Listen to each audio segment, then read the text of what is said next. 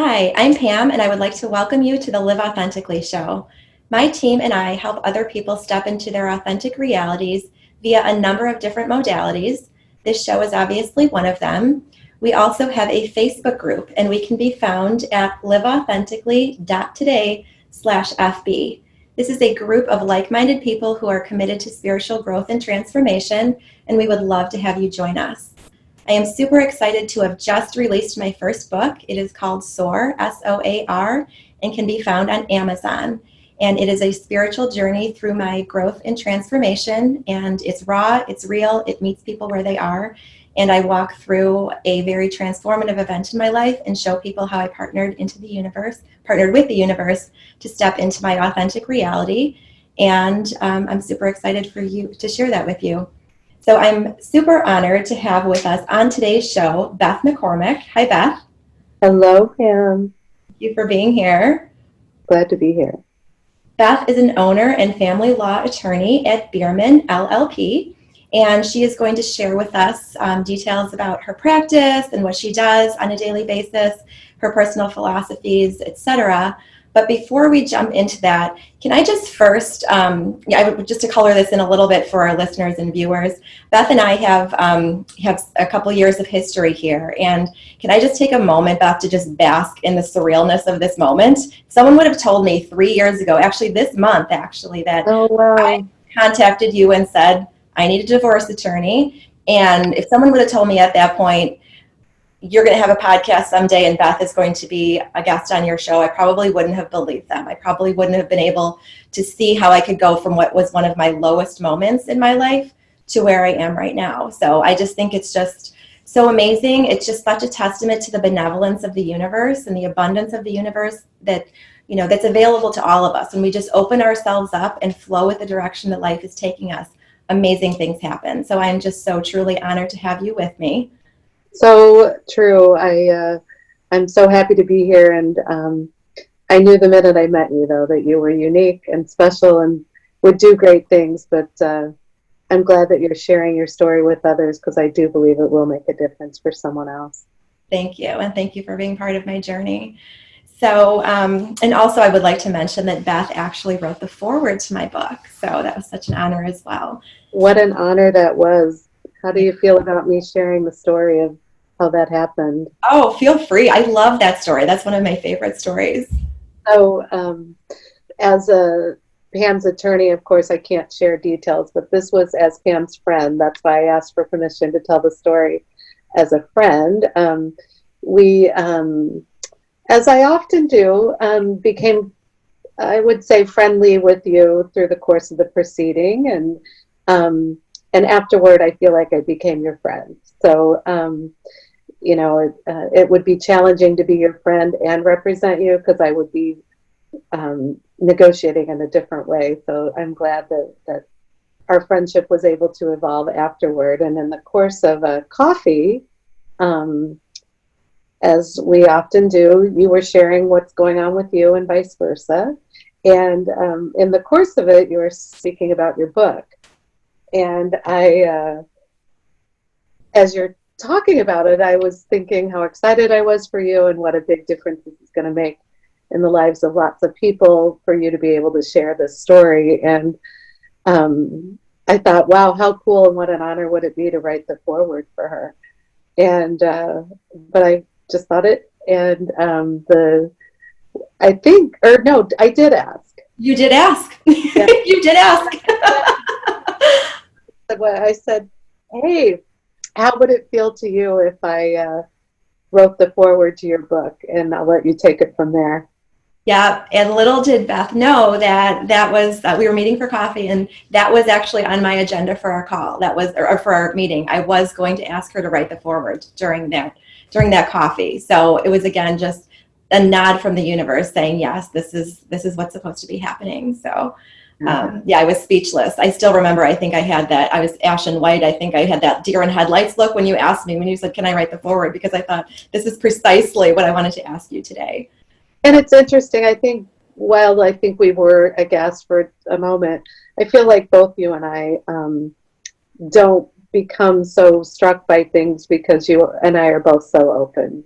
to what Right. the universe has in store for us. So it was a beautiful, tender moment, and I'm grateful for it. Right. I am as well. So thank you. Thank you for sharing that. We are going, there's so many different directions we can go, but where I'd like to start before we talk about what you do in your practice on a daily basis is I always start each show off with the same question. And that question is, what does it mean to you to live authentically every day? Wow, it's such a great question, and unfortunately one that we're really faced with as we tape this. You and I are both quarantined in our homes as the COVID-19 is in our world and in our lives, and hopefully not in our midst. And you and I are both healthy and safe in this moment, and pray that that continues. So living authentically for me is just waking up every day, knowing that I'm doing the very best that I can in this very moment is a mantra I say to myself when I wake up and several times throughout the day. When I'm living authentically, I'm just living that. Like I may not look exactly how I want to look. I may not feel exactly how I want to feel, but I know in every moment I'm doing my very best. I want the world to know that I come from good intentions. And so I try, I'm not perfect, but I try every moment to just be who I am.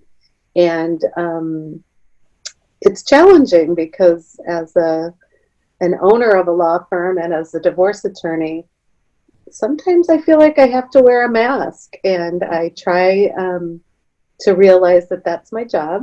And I can't necessarily be authentic who Beth might want to be in every situation because I have a job and that job requires me to protect someone else. So, but if I may digress and explain kind of the story of how my practice evolved, and it actually evolved from my need to be more authentic. I would love to hear. Okay. So as a divorce attorney, I practiced starting in 1992, and for 20-ish years, I practiced a certain way, and that is when you represent a client, you fight for that person no matter what. That person's position is the way it should be, and that if it hurts someone else to go against them, that's okay because I have a duty to protect my clients. I was finding myself as a mother of a beautiful little girl. I was finding myself coming home every night, not that proud of what I did that day, not feeling great about what I was doing every day. I was successful monetarily, and I feel like reputationally, I feel like I am and was always a good lawyer, always with high standards and morals, but again, as an advocate, you have to do and argue things that you might not always love, but you have to do it because that's your job. So I actually did some training through my church to be what's called a Stephen minister, and that's basically a lay ministry. And in the course of that training, I was realizing, and just a little background on what Stephen ministry is, it's a lay ministry where you walk alongside people who are in grief. Whether they have a chronic illness, lost someone, helping someone through a chronic illness, that sort of thing. You walk alongside them. You don't advise them. You don't counsel them. You just literally are walking next to them. I intentionally did not help anyone through a divorce because I, of course, would want to try to help them. But in the course of that training, I realized there is a way for me to I wanted to figure out a way for me to be authentic as to who I am, Beth McCormack, the woman, the Christian woman who believes and acts and feels a certain way. And I want to somehow, pardon the expression and pun, marry that with what I do as a practitioner. Mm-hmm. So the best thing I thought I could do is to do mediation training and to figure out how to help families get through any divorce situation in a way that is more rich, more full, more holistic, and less adversarial, because obviously it's the most intimate relationship you have in your life, And it didn't feel to me, it feels counterintuitive to fight constantly. And through that training, I realized that a problem-solving approach in a divorce is far more satisfying to me as a practitioner, because I can help the couple see what their common goals are and actually help them divorce much more holistically, but also completely and thoughtfully. And at the end of it, neither of them is a winner or loser, or a feeling of being a winner or loser, but that they accomplished what they needed to for their family together. So in that way, I become less of a mouthpiece where I'm fighting for my client. I'm helping empower my client to find his or her voice and have discussions with their spouse in that way, versus me advocating and fighting for someone. I hope that makes a little bit of sense as far as authenticity and how that relates to my job. Absolutely. And I can definitely see how, how this journey has taken you to this place, because one of the first, from the first moment that I actually, looked at your profile online, I could immediately sense the genuineness and the authenticity. And normally whenever I'm hiring somebody for something, I usually choose 3 people. I narrow it down to 3 people and talk to 3 people and make my decision from there. And you were the first person and the last person that I looked at. Immediately when I looked at your profile, I said, she's the one. I could just tell based on your energy, based on your aura, that you have that genuineness, that authenticity about you. And I think that is something that makes you really, really unique, particularly in a field where, when people, just in general, people hear the word divorce, it conjures up images of just ickiness, right? Fighting and separatism. And, and I love the fact that you embody qualities that appeal to the human spirit: compassion, empathy, kindness, non-judgment. All of those are I love that, because it's just, they're all soul-based initiatives. It's not about, let me, dig my heels in and help determine who's going to get the ashtray or who's going to get the artwork or whatever. That's all ego stuff. That's all physical world stuff that we leave behind. None of us can take that with us. What comes with us is our character, right? Our morals, our values, and those are all soul-based initiatives, which was one of the things that was immediately obvious about you. That was something that just came through immediately. So it is part of who you are, unequivocally. It's just undoubtedly part of who you are. That's interesting. Thank you for saying it. And I'm curious how I was perceived prior to me having that moment when I wanted to merge together my authentic Beth with my persona as a divorce lawyer. So I don't know. I would guess I was not able to let anyone see that authentic Beth professionally, because in the divorce realm, you might be seen as vulnerable, right? Or you aren't able to fight for your clients. I've been affectionately called the Velvet Hammer. So what that means, I guess, is that I very quietly and respectfully, and I attempt to help people get where they need to be. But as a lawyer, I also have to advocate for my client. And if that hurts someone else, while that is not my goal, I also need them to know that they're protected. Right. And I imagine that it would be somewhat challenging at times to balance those two, but I think you do such an amazing job at honoring your job as a professional and also honoring your desire to come from an authentic place. Right. Yeah. So one thing I wanted to ask you is, do you feel differently in this space now that you are able to blend your authenticity into your professional life? Do you feel differently now than you did when you were in a position where you were speaking for your clients, kind of defending them, et cetera? Completely. So again, being able to go home, our daughter, like most teenagers, or at the time she wasn't even a teenager, suffers from a lot of anxiety and stress. And as you can imagine, as a divorce lawyer, if I went home every night with heightened anxiety, they know that. Your kids know that, right? So I feel like it was a perfect opportunity for me to just be a more calm individual, less stressed. I feel much more peaceful. that is not to say that I don't have stress and anxiety and tension. I am an owner in my law firm, so as a business owner, I have all the stress that you can imagine. Add on top of it my practice protecting and serving clients. So I have plenty of stress, but I'm not, I feel like congruent, right? So I am who I am. I'm going to do my very best in every moment. And I just feel more peaceful. And I think my family would say they definitely felt the benefits of it.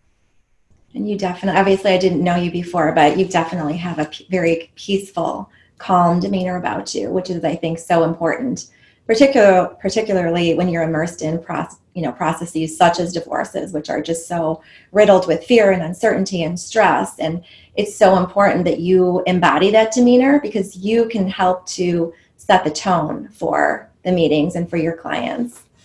Yep, it feels good. I'm sure. What do you think, what would you say is one of the most challenging aspects of your job, your life, anything? What is something that challenges you the most? I would say balancing, just like everyone in the planet who works and has a family. You know, my family is always first, and I feel like I want to put them first always, but in order to help sustain our lifestyle, etc., I'm still working, and so I would say work-life balance is for sure a big challenge. I also struggle with the notion of being responsible for people, right? So I feel like I'm responsible for my family, I'm responsible for my clients, my employees. So I feel like I would like sometimes to not feel this heightened level of responsibility constantly. I'd like to just kind of sit back and let somebody be responsible for me sometime. Sure, that's totally understandable. You do have a lot, definitely a lot on your plate, but you do it all so well. Yeah. We do the very best we can, right? Right, exactly. Exactly. One of the things that I'm really on a mission to do is help people see divorce through different lenses. I think I mentioned a little while ago, you just say the word divorce and people kind of, the D word, there's just a lot of just negative images conjured up about fighting. And I know when we announced that we were getting divorced, all the comments were, oh, I'm sorry to hear that. And yes, it's not ideal. It's not what we had assumed would happen when we were getting married. But I think there is a lot that we can do in the way of reframing how we view divorce and removing the stigma and helping people understand that divorce doesn't necessarily need to only mean an end, or it doesn't mean, it can be it is the start of a new beginning. I mean, it's a new beginning, the start of a new chapter. And there are just so many different ways that we can reframe it so that it's viewed in a more transformative light. And I know that we share that same, that similar philosophy, and I'm wondering if you can expound on that a little bit. Yeah, so one of the challenges, again, because of what's going on in the world, is people are living together, and when usually they're leaving for work and leaving for school and all these, so families are together 24/7 now. And I feel like what's likely to happen, and there are many, many jokes about the fact that there will be lots of COVID-19 babies and lots of COVID-19 divorces. So it's super challenging because, I'll have people jokingly say, boy, you must be excited. You're going to be really busy when this is all done. And I feel like it's challenging because, yes, I likely will be busy. I'd like to say I'll be busy doing the good work of divorce, meaning this more rich, full, holistic way of practicing and not destroying families. Right. They're going to get divorced if this is what they choose. To your point, very often the people who gravitate toward me are people who are a little more deep thinking and seeing the positive in it. Having said that, people come to me very, very raw and vulnerable. And, it's your story to tell, but, at the beginning of when I first meet a client, there's very little light. It's hard for them to see light. So I try to go there with them, and not pretend that it's anything other than that, but to just walk alongside them again through what feels like darkness, through what feels like a tunnel for a bit. And very soon, again, your story to tell, people tend to see the light and see the bright side of their new beginnings. So yes, I think a reframe and divorce would be ideal, but unfortunately, as a society, I don't know that people are ready for that. It's still seen as such a negative. It is.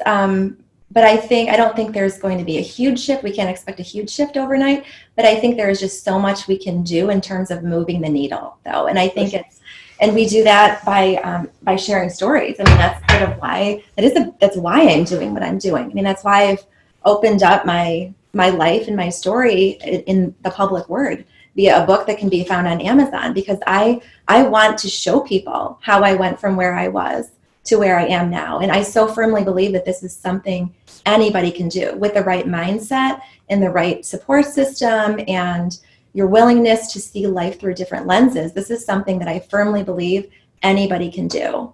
And I think it can only be done, though, if we have an open mind and a sense of adventurousness and creativity and willingness to approach life in a new way. Because I think in many aspects of our life, the way that we've been doing things isn't necessarily serving us well. That's right. We're focused on more physical world matters or physical world issues, where if we shift that to the soul-based initiatives, then we learn to discover the richness and the depth and the substance of life. It's just so much more meaningful. So, I mean, that's we only do that through opening up vulnerably, right? Being vulnerable and transparent and showing other people how we've done that. So I think the more the people do that and step into that vulnerability and pave the way, others will follow. Others will see their story and have the faith and the confidence that they can do it too. Yeah, I thank you for sending me some advanced copies of the book. I've already thought, once we get back to life in an office, how nice it'll be to be able to give a book for those people with that openness. And then in the meantime, I can always send them via Amazon. But the book is definitely a great first look for some people who want to be able to see life through a different lens.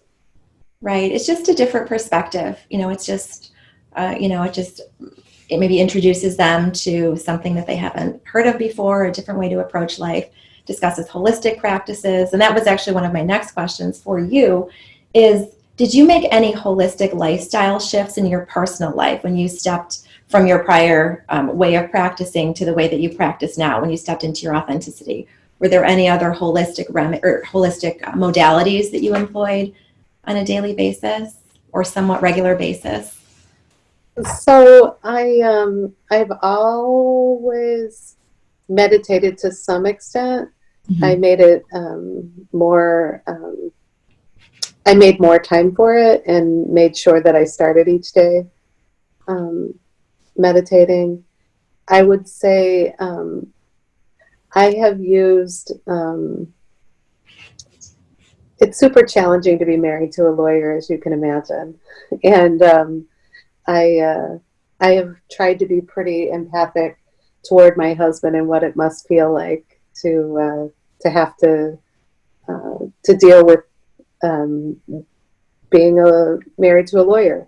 So in my private life, I have tried to shift that so that my experiences have actually helped our marriage, if that makes sense. Because I'm no longer challenged with feeling incongruent, I'm able to come home, realize that I worked with people who were in crises, and when I come home, our story is our story, and sometimes I don't ever share what happened throughout the day, but I may show him gratitude in a way that I might not have before. So, you know, I'm glad that you're faithful to me.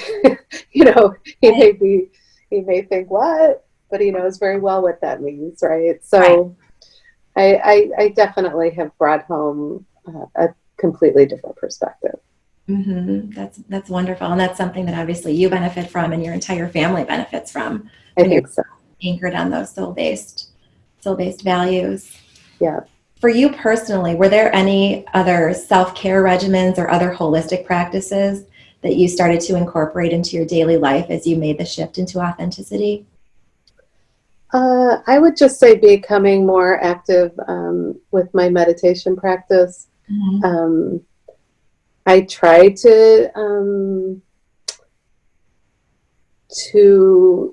I definitely practice yoga. I find that helps ground me and feel better physically. But I would say that's all. Thank you for sharing that. So just real high level, I know that every divorce situation is unique, but are there some words of wisdom or glimmers of hope or pieces of advice, whatever you want to call them, that you would share, that you would consider sharing with clients? Let's say you're talking with someone and they're in one of their darkest moments. Are there some words of wisdom or ways that you can give them hope about the future? So I'm often faced with people coming in for information, not sure whether they're going to get divorced or not. And of course, as a divorce lawyer, one would think that I am a strong proponent of divorce. And actually, I'm a strong proponent of marriage. And if someone needs to get divorced, I'm there for them. So very often they're not so sure. They're coming in for information to help them decide. Knowledge is power. So I am often advising them to just gather as much information as they can to feel more, to make a more informed, educated decision as to which way to go. So I tell everyone to get as much information as they can as far as going back to what they have in the physical world, right? Because that may or may not drive a decision one way or another. I often tell people to try to visualize yourself in 1 year, 3 years, 5 years, 20 years with the person, and the same thing without the person. I had a client come back to me and say, "You may not realize this, but you helped me decide what to do by asking me, you know, in the later stages of your life when you're walking along the beach, who do you see yourself walking along the beach with?" Yeah. And she said that was pretty transforming for her to be able to actually visualize that. It helped her understand. Okay, that is a great question. That is a great question. I'd like to talk a little bit about, because again, I think when people hear divorce, they think about litigation in court, lawyers kind of duking it out for their clients. I know that there are other processes. The one in particular that I went through, the collaborative process, mediation. I know there are different variations of kind of the more harmonious type of divorce scenario. Can you talk about those a little bit at a high level? If someone was considering just a more, team-based approach, or what would that look like, or what could that look like? So a collaborative divorce is a team-based divorce where you're working with professionals who are best equipped to help you. So I'm going to step back and help you understand what mediation is, because everyone on the collaborative team is trained as a mediator. And a mediator is an independent person who helps a couple, either with or without attorneys, navigate all the decisions to be made, whether they're financial, legal, emotional. It's humbling when you're hired as a mediator because you're carrying so much, right? You're trying to help them navigate their legal rights, their financial rights and responsibilities, and then of course, what's really at the heart of all of it is their emotion. And as a mediator, again, it's super humbling as a lawyer, because I'm not trained in how to deal with all the emotion. I feel like I'm self-trained and having practiced family law for 28 years, but I'm certainly not a mental health professional, nor am I a financial, um, I don't have any financial expertise formally, but from 28 years of being a divorce lawyer, I know enough to be dangerous, and I know enough to when to bring in outside expertise. So in mediation, the people, again, that's the best place where people have their own voice in their negotiation. But I believe that the collaborative process is a great way, if people can afford it, to have the best professionals help them. So in traditional litigation, people talk about how expensive it is because the lawyers are so expensive, right? Mhm. That's true. The lawyers are doing all the work, the legal, the emotional, the financial. So back before I changed my practice, I would be on the phone the greater part of every day dealing with all the emotion that people feel.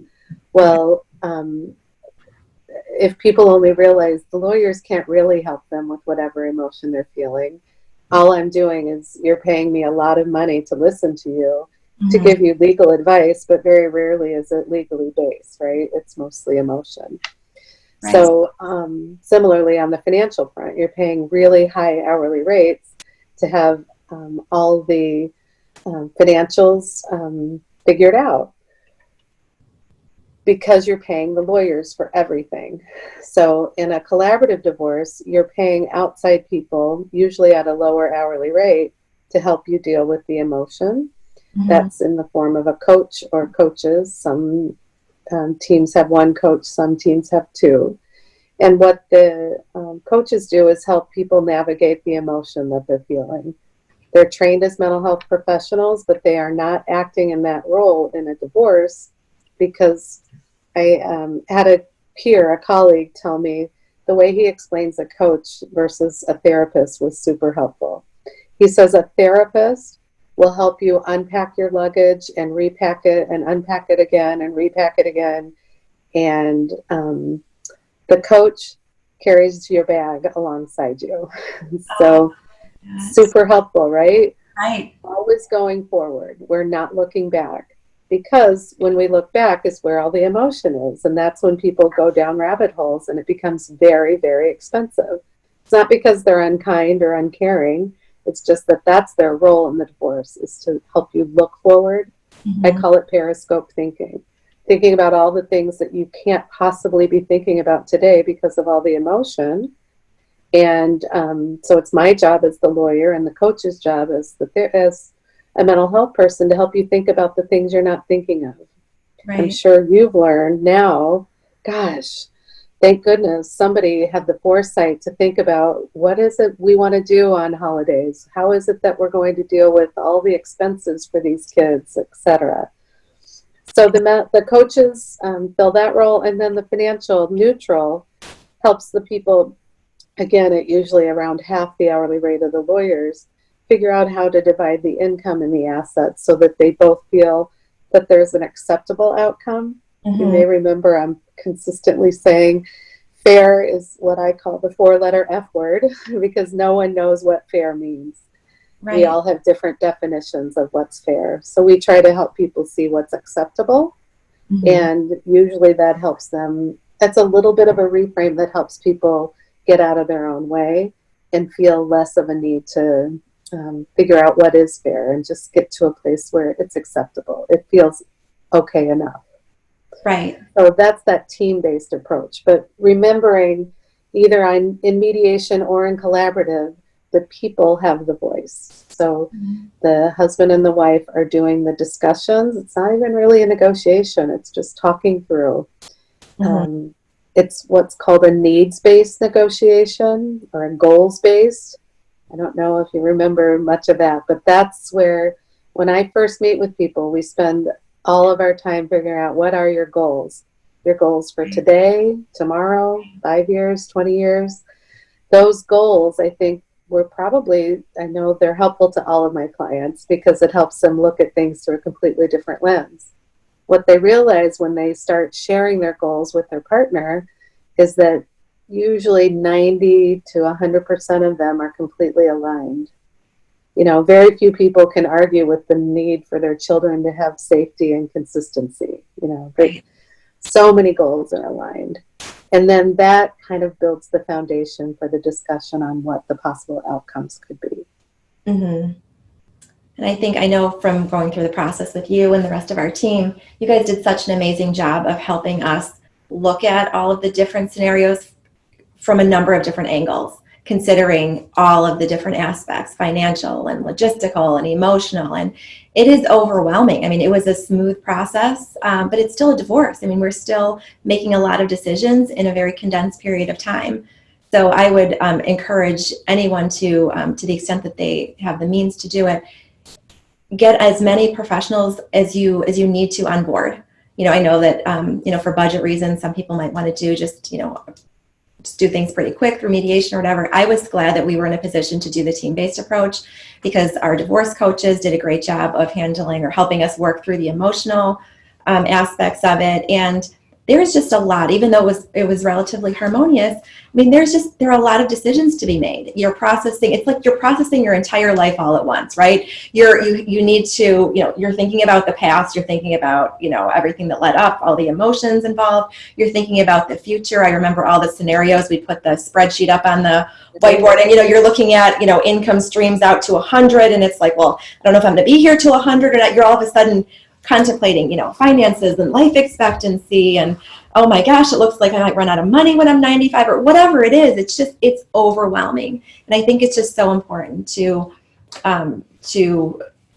enlist the help of professionals who have done this before. And yes, every situation is different, but at least they will help to ask the questions, raise the issues, so that you can think about them when you have the support of professionals. Because once the process is over, yes, you can still reach them, but it's a lot harder, I would think, to have to go back and try to revise certain things, right, than to make the decisions and think them through in the moment.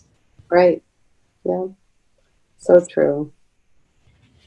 Next question I want to ask you is, do you ever learn things from your clients? Oh, I learn every day, right? I would love to hear about some of the most, the lessons that have impacted you the most that you've learned from your clients. Mostly,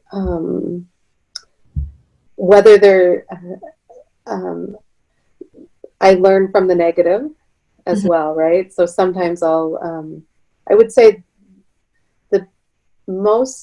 the biggest takeaway I've had as a lawyer is the need to listen. So whether I learn that from clients, not necessarily, other than all a client ever wants, all a person ever wants, is to know that they've been heard, right? Mm-hmm. So going back to authenticity, I would say that's my greatest strength. When other people are like, "Well, how is she so successful?" I think I'm a good lawyer by training, but I know I'm a good listener. And at the end of the day, when a client has shared with me that they felt heard, then I feel like I've been successful. So I don't know that I've answered what specifically I've learned. I learned a ton from you. I learned the importance of realizing that this is the universe is so much bigger and has us, holds us, and that we may think that we have control over outcomes, etc., but we don't. So it was sometimes overwhelming, because I would be like, great, that's lovely, and I want to know that you are going to be okay. And so kind of getting out of your way or my own way, I learned the importance of that from time to time. And I love the fact, though, that, right when I asked this question, you said, I learn, every day, or it shows that that you're open-minded, and that you are, willing to learn from your clients, and you're always observing and always listening and always looking for ways to improve yourself, which is so aligned with, again, that soul-based perspective of just being in that constant space of improving yourself, right? For sure. we're never perfect. We're all perfectly imperfect, right? We're just refining ourselves, day after day. And as long as we make it our mission, our only mission really is to become a better version of the person we were yesterday. So it's not a competition. It's not about us versus them. It's just about how can I be a better version of the person I was yesterday? How can I do the best that I'm doing in every moment? I love that you shared that. It's such a great mantra to anchor on. It really is. Even in your darkest moments, we're all just doing our very best. Again, not to focus on where we are in our society, but it's super overwhelming. I'm not going to pretend that it's not. This notion of being confined to our homes, but that perspective of how blessed we are to have homes, how blessed we are to have food and sustenance for our families. I'm trying to really lean into the blessings of it all, but boy, I'm not going to pretend it's easy. But my mantra usually gets me through the day. But that's not to say that I don't have tears and moments of despair like everyone else. Right. I echo that wholeheartedly. I mean, it's surreal to be living in the reality that we're living. It's challenging. I mean, this is the most challenged I've been in a while because I'm juggling a lot all at the same time. And but again, it's all about reframing, right? Like we talked about that reframing earlier. If we learn art, reframing is an art, and it's something that we can cultivate and we can refine, and it's something we can apply to literally any situation.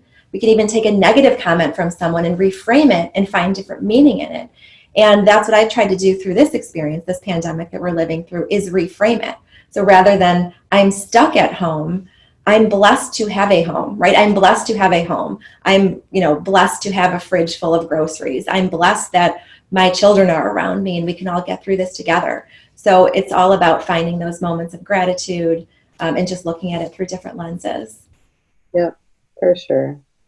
So I'm just trying to be mindful of our time because I know that you have a lot on your plate. But before we wrap up, I just wanted to ask if there are any comments about anything you wanted to mention, any other words of wisdom. I'd love to hear if you can share how people can get a hold of you if they want to contact you directly. That would be great. Anything? I think my best words of wisdom are that if you are faced with considering getting a divorce for yourself, or if your spouse has thrust it upon you, try as best you can to shut out any negativity that you may hear from the outside world. Going back to Pam, some of the reactions that you got, I feel like all too often people have good intentions when they tell you that you need to fight for yourself, that you need to protect yourself, all of the things that they're saying. I feel like no one ever comes into this to try to stir a pot just because they're coming from a good place.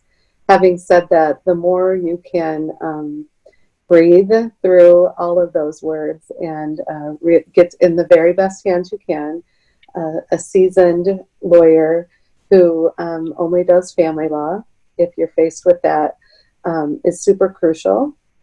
And then in the ideal world, there are a lot of us now, thankfully, who practice in a much more holistic way. And if you can find those professionals, you'll be far better served, because we work toward the goals of the couple versus our own goals, meaning a lot less money is spent on the adversarial process and more money is spent on actually solutions and problem solving. So I will just close with that notion to try to get into the hands of people who are like-minded with you to the extent you can. Some of us who practice say people find their soulmates in their lawyers, and there's something very true about that. I love that you shared how you felt connected when you were checking me out. And then I do practice in Chicago, and then we have a North Suburban office as well to accommodate people who don't want to go into the city. Our website is Beerman, BEERMANN law.com. And you can learn more about me and my practice and our law firm there. It would be an honor to work with anyone that comes via you, Pam, because I'll know that they are much more deep and rich thinking. And that would, it always helps me when someone tells me that, because then I can pivot and make sure that I meet them where they are as well. So please be sure to mention that you heard about me through Pam, because that'll give us a nice shortcut. Right. Thank you. Thank you for saying that.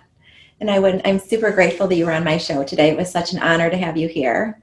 The pleasure. Thank you for having me. Thank you. And to all of our listeners and viewers, I would like to thank you as well for being here.